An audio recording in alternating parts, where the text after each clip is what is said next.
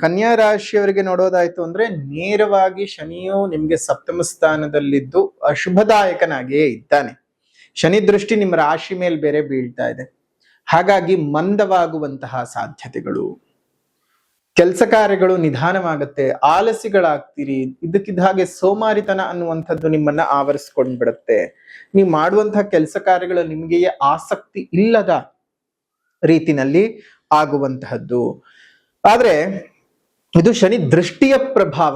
ಶನಿಯ ಸ್ಥಾನ ಬಲವನ್ನ ನೋಡೋದಾಯ್ತು ಅಂದ್ರೆ ಒಂದು ಸಾಧಾರಣವಾಗಿರ್ತಕ್ಕಂತಹ ಶುಭ ಫಲವನ್ನ ವಕ್ರದ ಸಂದರ್ಭದಲ್ಲಿ ನಿಮ್ಗೆ ಕೊಡ್ತಾನೆ. ತುಂಬಾ ಒಳ್ಳೆಯ ಯೋಗವನ್ನೇನ್ ಕೊಡೋದಿಲ್ಲ, ಆದ್ರೆ ಓಕೆ ಈಗಿರುವಂತಹ ಅಶುಭಕ್ಕಿಂತ ಏನೋ ಒಂದಿಷ್ಟು ಬೆಟರ್ ಅಂತ ಹೇಳುವಂಥದ್ದು, something is better than nothing ಅಂತ ಹೇಳ್ತಾರಲ್ಲ, ಆ ರೀತಿಯಾಗಿ ಸ್ವಲ್ಪ ಮಟ್ಟಕ್ಕೆ ಮಿಶ್ರ ಫಲವನ್ನ ಕೊಡೋದಕ್ಕೆ ಶುರು ಮಾಡ್ತಾನೆ.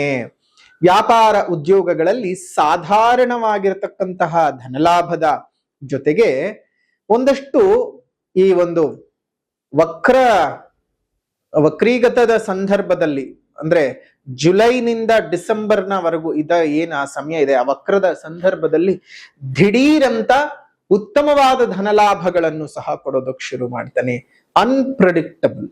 ವಕ್ರದ ಸಮಯದಲ್ಲಿ ತುಂಬಾ ಚೆನ್ನಾಗಿರ್ತಕ್ಕಂತಹ ಫಲಗಳು, ವಕ್ರತ್ಯಾಗದ ನಂತರದಲ್ಲಿ ಅಶುಭದ ಅಥವಾ ಮಿಶ್ರದಾಯಕವಾಗಿರ್ತಕ್ಕಂತಹ ಫಲಗಳನ್ನ ಕೊಡ್ತಕ್ಕಂತಹದ್ದು. ದಿಢೀರಂತ ಧನಲಾಭ, ದಿಢೀರಂತ ಧನದ ನಷ್ಟ, ಎರಡು ಒಟ್ಟೊಟ್ಟಿಗೆ ಬರ್ತಾ ಇರುತ್ತೆ. ನಿಮ್ಗೆ ಯಾವಾಗ ಏನಾಗುತ್ತೆ ಅನ್ನೋದನ್ನೇ ನೀವು ಗುರುತು ಮಾಡ್ಕೊಳಕ್ಕಾಗಲ್ಲ. ಹಾಗಾಗಿ ನಿಮ್ಗೇನಾದ್ರೂ ಹಣ ಲಾಭ ಬಂತ ಅದನ್ನ ಸೇರಿಸಿಟ್ಕೊಳ್ಳಿ. ನನ್ಗೆ ಹೀಗೇ ಬರ್ತಾ ಇರುತ್ತೆ ಅಂತ ಅನ್ಕೊಳಕ್ ಹೋಗೋದ್ ಬೇಡ, ಹೀಗೇ ಇರುತ್ತೆ ಅಂತ ಅಂದ್ಕೊಳಕ್ ಹೋಗೋದ್ ಬೇಡ. ಅದ್ ಯಾವಾಗ ಬೇಕಾದ್ರೂ ಸಹ ನಿಮ್ಗೆ ಹಾಳಾಗ್ಬಿಡ್ಬಹುದು. ಹುಷಾರಾಗಿದ್ದಿರ್ಬೇಕು. ಜಾಗ್ರತೆಯಾಗಿ ನೀವು ಹಣಕಾಸಿನ ವ್ಯವಹಾರವನ್ನ ಒಂದಷ್ಟು ಕಟ್ಟುನಿಟ್ಟಾಗಿ ನೋಡ್ಕೊಳ್ತಾ ಬನ್ನಿ. ಇದ್ದಕ್ಕಿದ್ದ ಹಾಗೆ ದುಷ್ಟ ಜನರ ಸವಹಾಸಗಳು ಉಂಟಾಗಬಹುದು. ವಿರೋಧಿಗಳು ನಿಮಗೆ ಉಪದ್ರಗಳನ್ನ ಕೊಡೋದಕ್ಕೆ ಶುರು ಮಾಡಬಹುದು. ಬರುವಂತಹ ಆದಾಯದಲ್ಲಿ ಒಂದಷ್ಟರ ಮಟ್ಟಕ್ಕೆ ವಿಳಂಬ ಆಗುವ ಸಾಧ್ಯತೆಗಳು ಇದ್ದಾವೆ. ಲೇವಾದೇವಿ ವ್ಯವಹಾರವನ್ನ ಮಾಡ್ತಾ ಇರ್ತಕ್ಕಂಥವ್ರು, ಚಿಟ್ ಫಂಡ್ಸ್ ಗಳನ್ನ ನಡೆಸ್ತಾ ಇರ್ತಕ್ಕಂಥವ್ರು, ಸಣ್ಣ ಪುಟ್ಟ ಫೈನಾನ್ಸ್ ವ್ಯವಹಾರವನ್ನ ಮಾಡ್ತಾ ಇರ್ತಕ್ಕಂಥವ್ರಿಗೆ ಒಂದಷ್ಟರ ಮಟ್ಟಕ್ಕೆ ಅಲ್ಪ ಲಾಭಗಳು ಬರ್ತಕ್ಕಂಥದ್ದು. ಆರ್ಥಿಕ ಮುಗ್ಗಟ್ಟಿನ ಜೊತೆಗೆ ಧನ ಲಾಭ ಬರುವಂತಹದ್ದು. ನೋಡಿ, ದಿಢೀರಂತ ಆರ್ಥಿಕ ಮುಗ್ಗಟ್ಟು, ಏನಪ್ಪ ಆಗೇ ಹೋಯ್ತು, ಇನ್ನೇನು ಆಗಲ್ಲ ಅಂತ ಅನ್ಬೇಕಾದ್ರೆ ದಿಢೀರಂತ ದುಡ್ಡು ಬಂದ್ಬಿಡತ್ತೆ. ದುಡ್ಡು ಬಂತು ಅಂತ ನೆಮ್ಮದಿಯಾಗಿ ಕೂತ್ಕೊಳ್ಳೋ ಹೊತ್ತಿಗೆ ಆ ದುಡ್ಡು ಕರಗ್ ಹೋಗುತ್ತೆ. ಶನಿ ಹೀಗೆ ಕೊಟ್ಟು ಹೀಗೆ ಕಿತ್ಕೊಳ್ತಕ್ಕಂತಹ ಕೆಲಸವನ್ನು ಮಾಡ್ಕೊಳ್ತಾನೆ. ಹಾಗಾಗಿ ಶನಿ ಶಾಂತಿ ಮಾಡಿಸೋದು ಮರಿಬೇಡಿ. ಶನಿಯಿಂದ ಒಳ್ಳೆ ರೀತಿಯ ಫಲಗಳು ಪಡ್ಕೋಬೇಕು ಅಂತಂದ್ರೆ, ಶನಿ ಯಾರಿಗೆ ಬಗ್ತಾನೋ ಇಲ್ವೋ ಗೊತ್ತಿಲ್ಲ, ಆದ್ರೆ ಹನುಮ ದೇವರು ಅಂತ ಹೇಳ್ತಾ ಇದ್ರೆ ಅವನಿಗೆ ಚಳಿ ಜ್ವರ ಬರೋದಂತೂ ಗ್ಯಾರಂಟಿ. ಯಾಕೆ ಅಂದ್ರೆ ಶನಿ ಹೆಸರು ಹೇಳ್ತಾ ಇದ್ದ ಹಾಗೆ ನೀವೆಲ್ಲರೂ ಚಳಿ ಜ್ವರ ಬಂದು ಮಲ್ಕೊಳ್ತೀರಾ. ಆದ್ರೆ ಶನಿಗೆ ಯಾರಾದ್ರೂ ಚಳಿ ಜ್ವರ ಹಿಡಿಸ್ತಾರೆ ಅಂತ ಹೇಳಿದ್ರೆ ಅದು ಹನುಮಂತನ ಉಪಾಸನೆಯಿಂದ ಮಾತ್ರ ಸಾಧ್ಯ. ಹಾಗಾಗಿಯೇ ತುಂಬಾ ಜನ ನನ್ನ ಹತ್ರ ಕೇಳ್ತಾ ಇದ್ರು, ಗುರುಗಳೇ ಏನಾದ್ರೂ ಒಂದು ದಾರಿ ಹೇಳಿ, ನಮ್ಮ ಈ ಒಂದು ವಿಶೇಷವಾಗಿರ್ತಕ್ಕಂತಹ ಶನಿಯ ಪೀಡನೆ ನಮಗ್ ಸಾಕಾಗಿದೆ, ಯಾವ ಕೆಲಸದಲ್ಲೂ ಸಕ್ಸಸ್ ಆಗ್ತಾ ಇಲ್ಲ, ಏನ್ ಮಾಡಿದ್ರು ನಮ್ ಜೀವನ ಚೆನ್ನಾಗಿ ಆಗ್ತಾ ಇಲ್ಲ ಅಂತ ತುಂಬಾ ಜನ ಕೇಳ್ತಾ ಇದ್ದಂತಹ ಪ್ರಶ್ನೆಗೆ ನಾವು ಸಹ ಯೋಚನೆ ಮಾಡಿ ಮಾಡಿ ಮಾಡಿ ಮಾಡಿ ಮಾಡಿ ಒಂದು ಸರಳವಾದ ಉಪಾಯವನ್ನ ಹುಡುಕಿದ್ದೇವೆ. ಏನಪ್ಪಾ ಅಂತ ಹೇಳಿದ್ರೆ, ಪ್ರತಿಯೊಬ್ಬರಿಗೂ ಸಹ ಕೈನಲ್ಲಿ ಆಗಬೇಕು. ಎಲ್ಲರಿಗೂ ಸಹ ದೊಡ್ಡ ಮಟ್ಟದಲ್ಲಿ ಮಾಡೋದಕ್ಕೆ ಸಾಧ್ಯವಾಗಲ್ಲ. ಆದ್ರೆ ಅಂತಹದ್ದೇ ವಿಶೇಷವಾಗಿ ಎಲ್ಲರೂ ಮಾಡಬಹುದಾಗಿರ್ತಕ್ಕಂತಹ ಮತ್ತು ಮಾಡಲೇಬೇಕಾದಂತಹ ಒಂದು ವಿಚಾರ ಏನಪ್ಪಾ ಅಂತ ಹೇಳಿದ್ರೆ, ಹನುಮನ ಉಪಾಸನೆ. ಹೇಗ್ ಮಾಡೋದು ಅಂತ ಹೇಳಿದ್ರೆ, ನೋಡಿ, ಪ್ರಪಂಚದಲ್ಲೇ ಎಲ್ಲೂ ಇಲ್ಲದಂತಹ ಏಕಶಿಲೆಯಲ್ಲೇ ಹನುಮ ಮತ್ತು ಶನಿದೇವರನ್ನ ಸಮೀಕರಿಸಿ ಒಂದೇ ಕಲ್ಲಲ್ಲಿ ಕೆತ್ತಿರುವಂತಹದ್ದು. ಮುಂದೆ ಹನುಮ, ಹಿಂದೆ ಶನಿ. ಯಾಕಂದ್ರೆ ಶನಿಯನ್ನ ನೀವು ನೇರ ದೃಷ್ಟಿನಲ್ಲಿ ನೋಡೋ ಹಾಗಿಲ್ಲ. ಶನಿಯ ನೇರ ದೃಷ್ಟಿ ನಮ್ಮ ಮೇಲೆ ಬಿತ್ತು ಅಂತ ಹೇಳಿದ್ರೆ ನಮಗ್ ಬಹಳ ತೊಂದರೆಗಳಾಗ್ತವೆ. ಹಾಗಾಗಿಯೇ ಶನಿಯನ್ನ ನೀವು ನೇರವಾಗಿ ಎಲ್ಲೂ ನೋಡಬೇಡಿ. ಶನಿ ದೃಷ್ಟಿ ತುಂಬಾ ಕೆಟ್ಟದ್ದು, ಗುರು ದೃಷ್ಟಿ ಬಹಳ ಒಳ್ಳೇದು.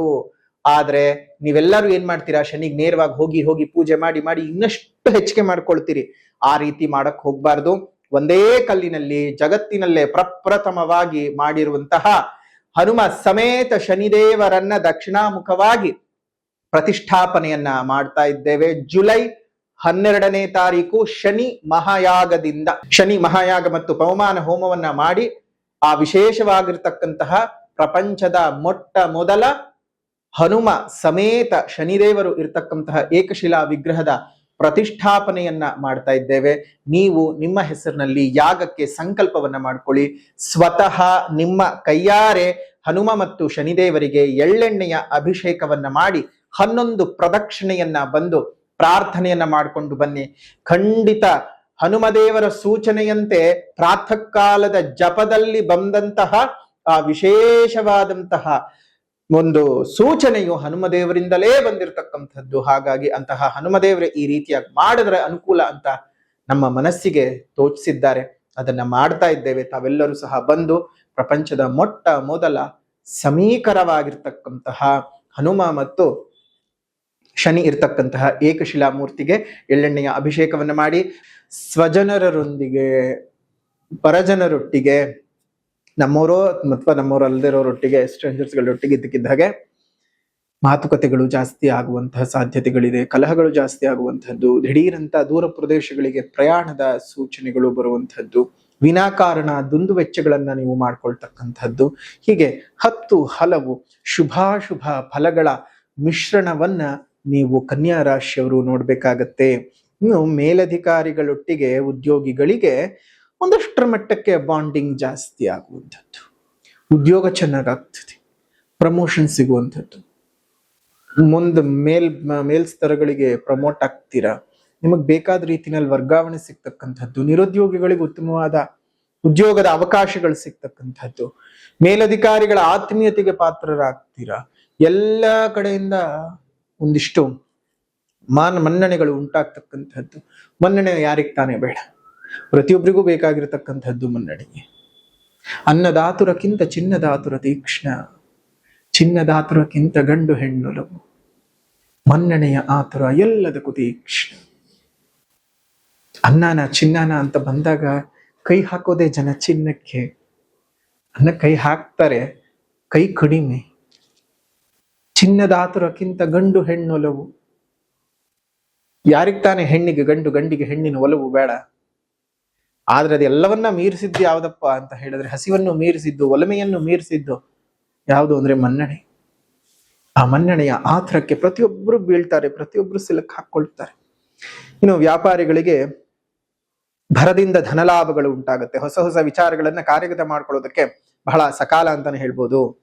ಯಾರು ಪ್ರಾವಿಷನ್ ಸ್ಟೋರ್ಸ್ ಗಳನ್ನ ನಡೆಸ್ತಾ ಇರ್ತೀರಿ, ಯಾರು ಗುಡಿ ಕೈಗಾರಿಕೆಗಳನ್ನ ಮಾಡ್ತಾ ಇದ್ದೀರಿ, ಮಣ್ಣಿನ ಪಾತ್ರೆಗಳ, ಮಣ್ಣಿನ ವಸ್ತುಗಳ ಮಾರಾಟಗಾರರು ಯಾರಿದ್ದೀರಿ, ಕೃಷಿ ಉಪಕರಣಗಳ ಮಾರಾಟಗಾರರು ಯಾರಿದ್ದೀರಿ, ಕೃಷಿಗೆ ಸಂಬಂಧಪಟ್ಟಂತಹ ವಸ್ತುಗಳ ಮಾರಾಟಗಾರರು ಯಾರಿದ್ದೀರಿ, ಎಕ್ಸ್ಪೋರ್ಟ್ ಬಿಸ್ನೆಸ್ ಅನ್ನ ಮಾಡ್ತಾ ಇರತಕ್ಕಂಥವ್ರಿಗೆ, ಅದೇ ರೀತಿಯಾಗಿ ಆಟೋಮೊಬೈಲ್ಸ್ ಬಿಸ್ನೆಸ್ ಅನ್ನ ನಡೆಸ್ತಾ ಇರತಕ್ಕಂಥವ್ರಿಗೆ ತುಂಬಾ ಚೆನ್ನಾಗಿರತಕ್ಕಂಥ ವಾತಾವರಣ ಇದೆ. ಒಂದಷ್ಟು ಮಾರ್ಕೆಟಿಂಗ್ ಟೀಮ್ಗಳಲ್ಲಿ ಇರ್ತಕ್ಕಂಥವ್ರಿಗೂ ಬಹಳ ಚೆನ್ನಾಗಿರ್ತಕ್ಕಂಥ ವಾತಾವರಣ. ವಿದ್ಯಾರ್ಥಿಗಳಿಗೆ ಒಂದಷ್ಟು ವಿದ್ಯಾಭ್ಯಾಸದಲ್ಲಿ ಮುನ್ನಡೆ ಅನ್ನುವಂತಹದ್ದು ಇದೆ. ಉತ್ತಮವಾದ ಅಂಕಗಳನ್ನ ಪಡ್ಕೊಳ್ಳೋದಕ್ಕೆ ಸಾಧ್ಯವಾಗತ್ತೆ. ವಿದ್ಯಾಪ್ರಾಪ್ತಿ ತುಂಬಾನೇ ಚೆನ್ನಾಗಿ ಆಗತ್ತೆ. ಅದರಲ್ಲೂ ಹೈಯರ್ ಸ್ಟಡೀಸ್ ಮಾಡ್ತಾ ಇರ್ತಕ್ಕಂತಹ ವಿದ್ಯಾರ್ಥಿಗಳಿಗೆ ತುಂಬಾ ಶುಭವಾದ ವಾತಾವರಣ ಮಾಡಿಸಿದ ಹಾಗಿದೆ. ಒಂದಷ್ಟು ಸಣ್ಣ ಪುಟ್ಟ ವ್ಯತ್ಯಾಸಗಳನ್ನು ಹೊರತುಪಡಿಸಿದ್ರೆ ಇನ್ನೇನು ಇಲ್ಲ. ಶನಿ ಶಾಂತಿ ಮಾಡ್ಕೊಳ್ಳಿ. ಯಾವ ರೀತಿಯಾಗಿ ಅಂತ ಮುಂದೆ ಹೇಳ್ತೀವಿ, ಆ ರೀತಿಯಾಗಿ ಮಾಡ್ಕೊಳ್ಳಿ. ಶುಭವಾಗ್ಲಿ. ಇದಾಗಿತ್ತು ಕನ್ಯಾ ರಾಶಿಯವರ ಶನಿ ಗೋಚಾರ ಫಲ 2026 ಹೇಗಿದೆ ಅಂತ. ವಿಡಿಯೋ ಇಷ್ಟ ಆಗಿದ್ರೆ ಲೈಕ್ ಮಾಡಿ, ಶೇರ್ ಮಾಡಿ, ಕಮೆಂಟ್ ಮಾಡಿ. ಮತ್ತೊಂದು ವಿಡಿಯೋನಲ್ಲಿ ಭೇಟಿ ಮಾಡೋಣ. ಅಲ್ಲಿವರೆಗೂ ನಮಸ್ಕಾರ. ಲೋಕ ಸಮಸ್ತ ಸುಖಿನೋ ಭವಂತು, ಸಕಲ ಸನ್ಮಂಗಳಾನಿ ಭವಂತು, ಸರ್ವೇ ಜನಾಃ ಸುಖಿನೋ ಭವಂತು, ಸಮಸ್ತ ಸನ್ಮಂಗಳಾನಿ ಭವಂತು.